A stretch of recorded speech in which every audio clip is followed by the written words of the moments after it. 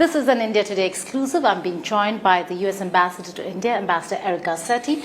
Welcome to India. Welcome again, because you've been here many times before. Yes. You come at a very opportune time. This is going to be at a time when Prime Minister Narendra Modi will set off for the United States of America for his first state visit. What's the flavor of the visit? Well, I think more than anything, the visit will reflect the warmth between our people. Not just between Prime Minister Modi and, of course, President Biden, who see each other all the time, are good friends. We're just in Japan together, now Washington. We'll be here in Delhi later in the end of the summer. But I think it's the warmth of the people. It's the natural ties that we have that have really developed over a couple decades now, drawing our people closer together and now our governments closer together on everything from defense and a strategic partnership to our economy, to our people, and our work to protect this planet. It's a natural course. You say, it's all about the people, but it's not been a very easy relationship in some quarters when it comes to defense cooperation, technology transfer, but we're seeing a lot of that.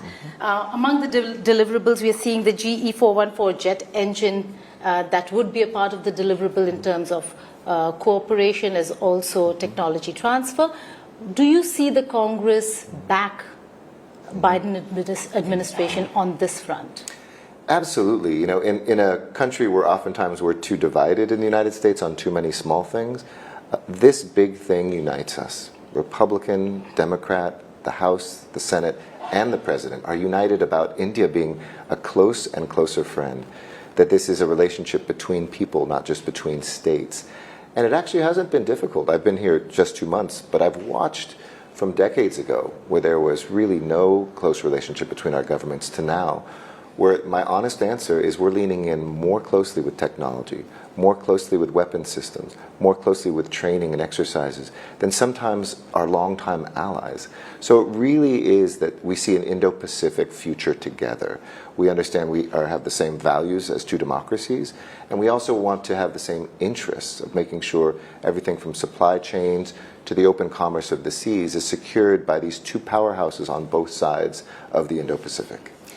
We've seen a lot of trouble on the domestic front in the United States of America when it comes to really getting people together from both parties, both quarters.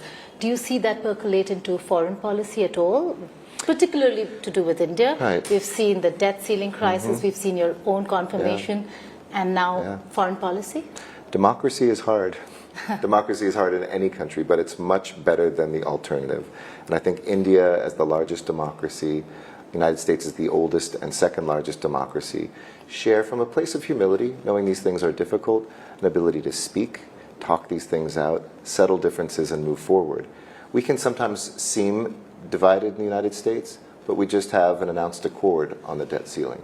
The last 2 years, we've had the most productive legislative sessions in my life on everything from CHIPS Act to allow us to be competitive and make sure that future technologies are secured by democratic countries, to the largest investment in climate change, combating with the IRA, which was our ability to be able to go in and to invest in future fuels, reduce the suffering that people have today from climate change. So I'm quite optimistic, not just about our ability to get things done in America, but this relationship unites Americans.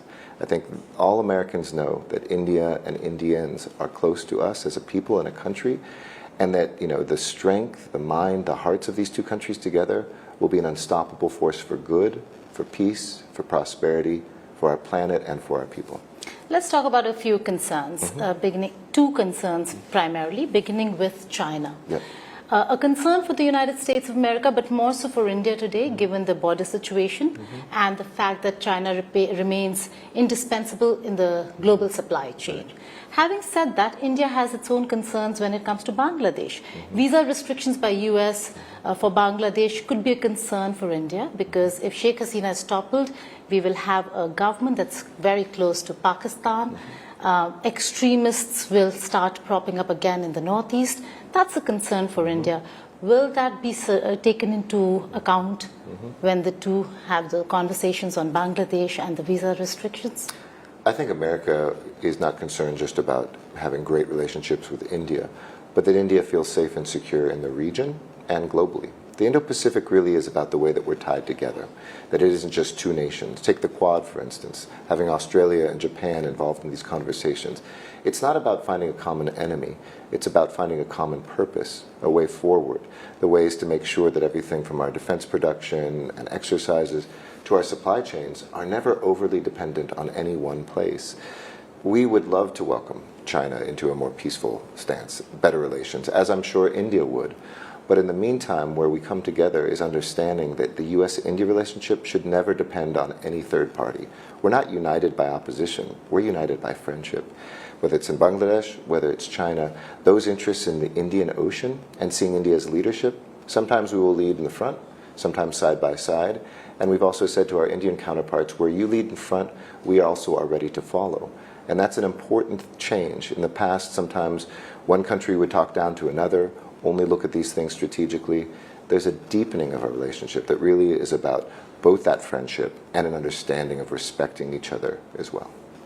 The other concern, Ambassador Garcetti, if I may, is with regards the statements you made on human rights situation, U.S. State Department report. I know you've been saying that there are lessons to learn from it all for the United States of America as much as it is for India. But do you stand by your own report? India has rejected it. India says that it is biased and motivated. But do you stand by it? And is that something that will be a part of your conversations from here on when you meet your counterparts? Of course. We will continue to engage as friends. And democracies are tough. We come from a place of humility, where I see, as a mayor of a big city for 10 years, we have hate crimes, we have religious hatred that happens. It's not whether these things happen, it's how we react to them, and how we can, both as democracies, have mature discussions that lessen the suffering that people have, and promote a sense, not just in our countries, but in the world, of everybody belonging. When people don't belong, oftentimes we see violence. When people have a sense of belonging and a sense of participation, that can reduce violence. So this independent report comes out each year, points out not just some of the things that have gone wrong, but also the good reactions to bad things. And those are learning lessons for us as a nation, for India, for any other nation moving forward. So you do stand by it? It's an independent commission. It's not my report. And it just lists facts of things that happen. And we'll continue to engage on those, but engage as friends. On that note, thank you so much for joining us here on India today. Indeed, great to be with you. Thank you. If you like the video, do like, comment, share and subscribe.